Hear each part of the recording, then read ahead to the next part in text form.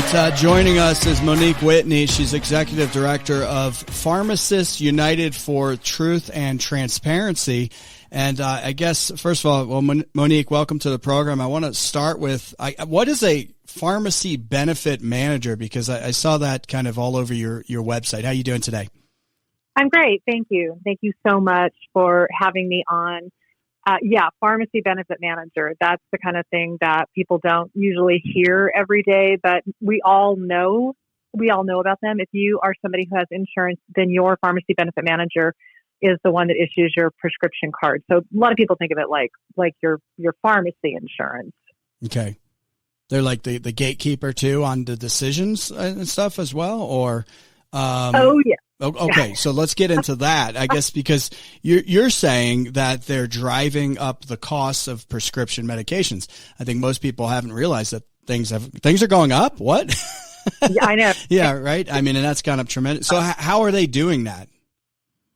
All right, so that is a very good question, and the answer is that they're doing it in lots of different ways. So, pharmacy benefit managers, or PBMs for short, are these invisible middlemen. They are these days the largest ones. There's three, and they together have more than 80% of all of the prescriptions that are processed in the United States. So it either goes through Excerpt or CVS, or it goes through Optum, which is owned by United Health Group. And what it looks like to you as the everyday consumers, you're going to the pharmacy and you get your prescription and you pay a copay, and your copay is actually a set cost. And to you, it might look like, fine, okay, this drug, I'm getting it for $5 or $15 or $25 or whatever. But one of the ways that these guys mark up the cost of drugs, and there are many, one of them is that your copay may actually be more than the drug is if you just went and paid cash for it at the pharmacy. So that's one way. Your $15 might actually be a $5 drug if you just paid cash. Okay, but Monique, you got the copay, so it's $15, but the drug's $5, so somebody's pocketing the 10, and it ain't you. That's right, and it's not the pharmacy either, by the way. It's not. So the one thing everybody should know is that your pharmacy is on your side. They're in the same situation. So the pharmacy benefit manager keeps that extra $10.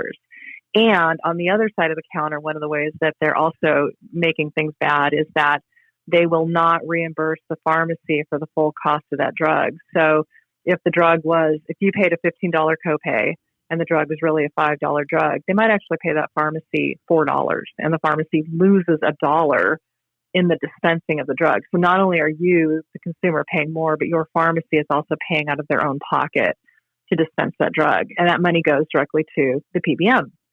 And they also do this other thing called spread pricing.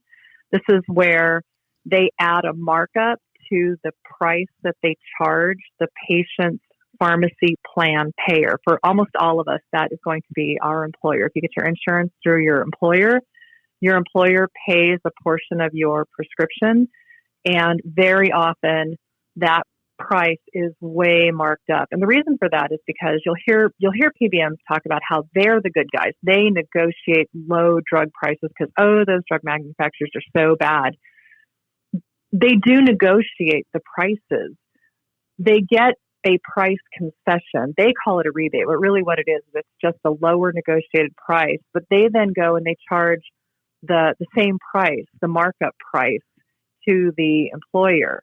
So the employer ends up sometimes paying, hundreds of % over what the drug would normally be if it were just, again, purchased for cash or purchased on the market. So that's just one other way that they mark up prices. Well, how'd they get into the mix of things to begin with? I'm sure this is probably a long-standing practice now. Was it to negotiate with those drug companies and then it morphed into this? I mean, how'd we get to this point, I guess, Monique? Well, believe it or not, they actually just started as claims processors. So they really did serve a good purpose, and that was they would receive all the claims that pharmacies were submitting to the insurance company.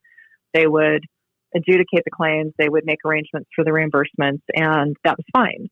But then what started happening was they started, seeing opportunities for themselves. Like any good entrepreneur, right? You see a need in the market, and you're like, hey, there's a need here. I can step into that need. There's a need to negotiate better prices. But then as they started doing that, they started getting, greedier is really just straightforwardly the word for it. More and more and more revenue opportunities, to the point where they became these massive players in the marketplace. When you're somebody who can say to the entire U.S. healthcare system that you bring 80% or more of the people who need medications to the market, you then get to be the one dictating the rules of the game. And that's what's been happening now for the better part of 20, almost 30 years now, since the 90s. They are the ones that they bring all the people to the market. So it's a massive market. Okay.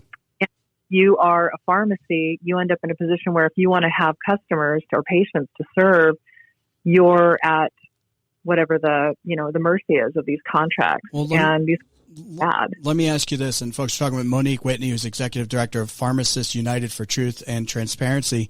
I can think of several big pharmacies, the big boxes. I mean, you got the Walgreens, you got the CVS's, you got Walmart, places like that. Are they frustrated with this system? And why don't they just go direct? Why don't they cut that out then? Because I would imagine, and correct me if I'm wrong, because I don't know enough about this, they probably make up a large percentage of the pharmacists out there. That's the first part of my question. Why don't they just go to them directly or cut them out? Well, so that's also a very good question. So if you start with the largest retail pharmacy is CVS, and they're owned by a PBM. So CVS and CVS Caremark are the same. That's another way that CVS makes money for itself. These PBMs have their own pharmacies. So they have mail order pharmacies, they have specialty pharmacies, they have big box retail pharmacies. So they can direct a large number of patients to their own pharmacies, and they do. That's a whole issue that is starting to be fought across the country. It's called patient steering. But if you're somebody like Walgreens or a giant retail pharmacy yourself, those guys have in the past been in battles with PBM. So I'm here in Phoenix, and I remember a few years ago, Express Scripts had a falling out with Walgreens, and signs were hung up all over every Walgreens here, and there's a lot in Phoenix. Everywhere it said they couldn't accept Express Scripts. And then when that got resolved, then giant signs went up saying, Express Scripts patients, welcome. Walmart fought with CVS very publicly in the media. They did not like the terms that they were being given by CVS. Okay. So what they took it to the media, and they fought it out there until they got their terms. So that's how they do it. They can't really walk away. Same thing. They've got the patients, the PBMs do. So even a Walmart with, like, for example, they used to have that $4 drug list. Even Walmart with its buying volume cannot walk away. All right, let's get into some of the solutions here when we come back with Monique Whitney. And are there any independent pharmacists left? Is that a possible solution? We'll talk about that. Hey, Gutter Helmet, as you know, is the #1 gutter protection company in the world. But Gutter Helmet's not just a screen. It's a multi-patented reverse curve that deflects the pine needles and debris and has a lifetime warranty and over 40 years of experience. And everyone in northern Arizona, those pine needles, before you know it, they're going to be dropping. So why don't you give Carl, the Gutter Helmet man, a call or a text right now, 928-318-6555. That way you never have to clean your gutters again. In fact, the manufacturer offers a triple lifetime warranty. And don't forget to ask for their senior, military, and first responder discounts. Don't wait, though. If you call or text Carl right now at 928-318-6555, mention the Jeff Oravits Show. You can save up to 30%. Give him a call or a text right now, 928-318-6555. That's 928-318-6555, or you can go to gutterhelmetnaz.com. Let's finish up with Monique Whitney when we come back.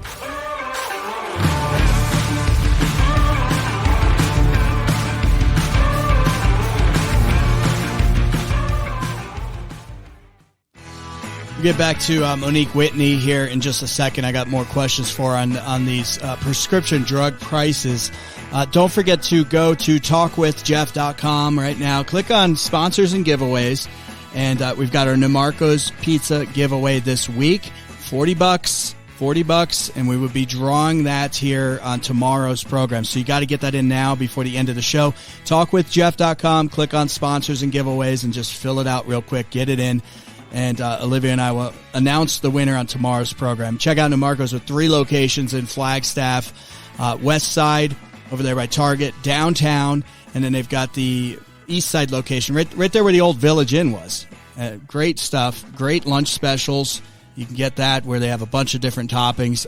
You can do curbside pickup. You could do delivery, or you can go into one of their great dining room locations, like I said, throughout Flagstaff. Go to NamarcosPizza.com, NIMARCOS, NamarcosPizza.com, or give them a call for delivery or for pickup, curbside pickup, 928-779-0024. 928-779-0024. 928-779-0024. All right, we are talking with Monique Whitney about this issue of prescription drugs and how the cost has just absolutely exploded. She's the executive director of Pharmacists United for Truth and Transparency, covered pharmacy benefit managers. Hey, let me ask you this, Monique. Are there independent pharmacists left anymore? There must be, but I mean, there can't be very many though, because it used to be that was the way to go, like many things. But what's that look like nowadays? There aren't many left. There are some left, but to give you an idea of how it's been going in years past, Arizona is a large, I'm just going to go with Arizona because I'm here, but I could talk to you about almost any of the states in this country because it's the same trend. Arizona is a giant land mass of a state. We're the sixth largest. And, we've got a pretty good population center between Phoenix and Tucson. That's all the people. Don't get me on that. Don't get me going on that subject from Northern Arizona, but go ahead. Yeah. In the entire state of Arizona as of 2020. Yeah, because this was every year the National Community Pharmacists Association does a census count of independent pharmacies. So from 2019 to 2020, we went down to 90 independent pharmacies in the state of Arizona. Only 90. We used to have 135. And then about 6 years before that, we had about 200. So they've been progressively getting squeezed out. And people always say, well, it's because they're small. They don't have the volume buying, or maybe they're not good business people. But it's not that. It is entirely a function of the way that these contracts are written, the way that these plans are designed so that patients either they're mandated to go to mail order, they're mandated to go to a CVS, or they're simply sort of marketed to in such a way, often deceptively, that makes them think they have to go to CVS or they have to go to, wherever their PBM tells them to go, because if they don't, their drug prices will be significantly higher, which is almost always not the case. Sometimes it is, but almost always it's not the case. And it's frustrating because smaller pharmacies, and smaller, by the way, isn't just the independents, it's the Costco's, it's the grocery store pharmacies. These are all, any pharmacy that is not owned by a PBM is a pharmacy that is struggling to compete because of these contracts and the way that these guys manage the market. And they're invisible. That's the part that's so strange about it, is that they're invisible. But I never heard of it until you mentioned it. It's crazy. Yeah. When I first learned about it 6 years ago, I'm not a pharmacist. I'm a patient, and I was doing some work around sort of contract work in the healthcare arena. And I remember hearing about this. I was talking to my pharmacist, who's an independent pharmacist, and she was telling me about the story. And I literally said to her, I'm like, "Are you sure?" Because I go to CVS, and those guys seem like nice guys. The evidence speaks for itself, volumes and volumes of evidence. I became emotionally involved and eventually took the helm over here at PUTT. We call it PUTT for short, specifically to work on it from a patient's point of view, because the more that you learn, the more you start to realize everybody is being harmed by this. The people who pay the bills for the health plans, the taxpayers who pay for Medicare and Medicaid, because it's also happening there. This has been well documented in many, many states. It's pervasive. Okay. And I promise we'll be the last thing I'll stop talking. No. I just want to follow up. Yeah, no problem. If you look at the Fortune 15, the three largest insurers who own the three largest PBMs are in the top 15. The first largest drug manufacturer clocks in at around the mid 60s. So that's a pretty large disparity in terms of where the money is going. Okay. All right. And we're talking with Monique Whitney, who's executive director of Pharmacists United for Truth and Transparency, and the issues pharmacy benefit managers, which I hadn't even heard of. I got a few things I want to follow up on. Back to in the beginning you said the copays. So when you go in, when most people go in, they say, I've got this copay. It's $15 or $20, whatever it is. But you were saying in some cases it may be less to just pay cash. Should you be asking your pharmacist, first of all, what's the cash price? Is that one tactic to use? Yes.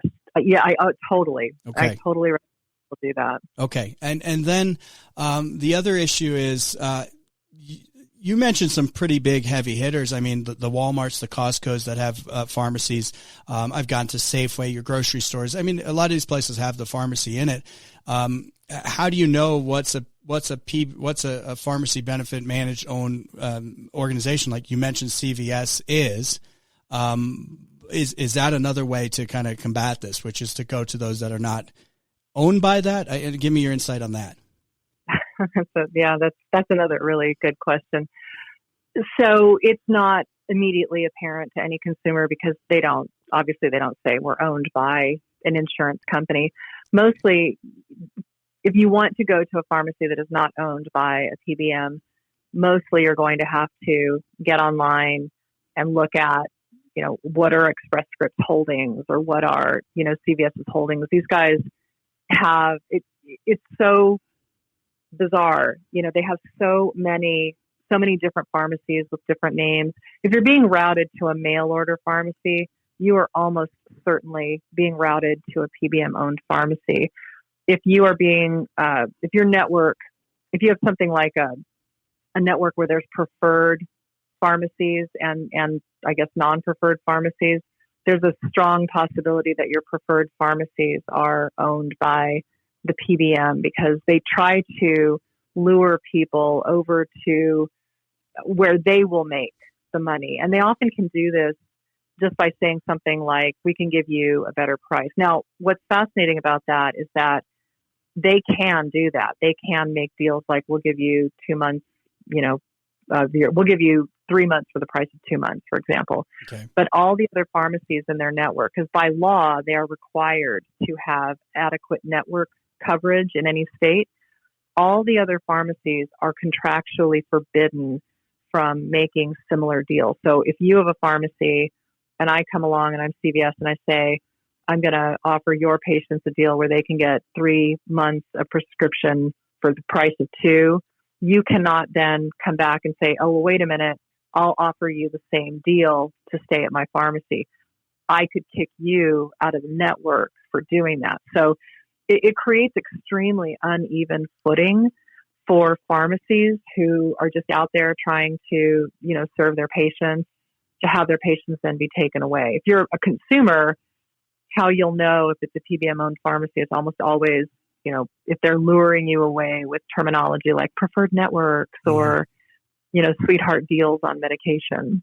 Okay. Interesting. And I a lot of stuff that happened during COVID, there's a couple big pharmacies that you mentioned that I just stopped dealing with. A whole nother show, whole nother story there. But I think a lot of it is political pressures as well, that some of these bigger groups, the games that are being played. What's the side of this as far as legislation? Let's talk here in Arizona, perhaps, but federally, you're saying that there's some things that are happening, some gears are moving. There are. It's much slower at the federal level than it is at the state level. So states are wonderful in that they can move a little faster. In Arizona, we have been working on getting legislation passed that eliminates patient steering. Patient steering is the deceptive practice of luring patients away. And there's a lot of different ways that looks like, including, getting a phone call from your pharmacy benefit manager saying, we're going to fill your prescription at CVS, even if you're not a CVS patient, you're somewhere else. They call and make it sound like you have to go there. We're trying to end the deceptiveness around that and make it transparent. That's what's happening here. Patient steering laws are being passed all over the country. Laws have been passed that prevent certain types of spread pricing and plans, definitely at the Medicaid level. In some states, that's begun to happen. Federally, the Trump administration passed a law called the Know the Lowest Price Act.